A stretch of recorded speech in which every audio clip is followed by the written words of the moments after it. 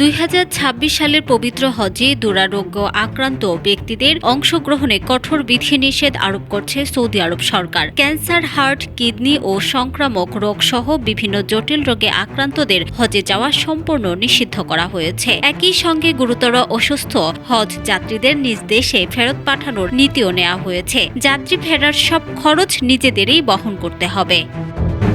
সোমবার 17 নভেম্বর ধর্ম মন্ত্রণালয়ের এক সংবাদ বিজ্ঞপ্তিতে এই তথ্য জানিয়ে বলা হয়, গুরুতর অসুস্থ ব্যক্তিদের ফিটনেস সার্টিফিকেট দিলে সংশ্লিষ্ট চিকিৎসকদের বিরুদ্ধে ব্যবস্থা নেওয়া হবে। মন্ত্রণালয় আরও জানায়, 2026 সালের হজের জন্য সৌদি স্বাস্থ্য মন্ত্রণালয়ের নির্দেশনা অনুযায়ী কিডনি রোগে আক্রান্ত বা ডায়ালাইসিস নেয়া রোগীরা হজ করতে পারবেন না।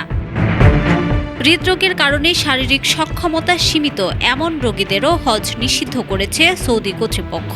জটিল পর্যায়ে ফুসফুস ও লিভার রোগীদের ক্ষেত্রেও একই নিষেধাজ্ঞা থাকবে। এছাড়া গুরুতর স্নায়ুরোগ ও মানসিক অসুস্থতা, গুরুতর প্রতিবন্ধিতা এবং ডিমেনশিয়ায় আক্রান্ত ব্যক্তিরাও হজ করতে পারবেন না।